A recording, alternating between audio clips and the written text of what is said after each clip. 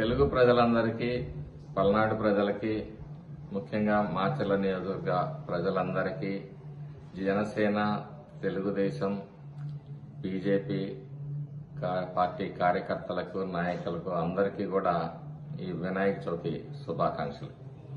ఈ వినాయక చవితి మీకు జీవితాల్లో మీరు తలపెట్టే ప్రతి కార్యక్రమం కూడా నిర్విఘ్నంగా మంచి ఫలితాలను ఇవ్వాలని, మీకు జీవితాల్లో సుఖ సంతోషాలు విరాజిల్లాలని చెప్పేసి ఆకాంక్షిస్తూ ఇట్లు మీ జూలకంటి బ్రహ్మానందరెడ్డి, మాచర్ల శాసనసభ్యులు.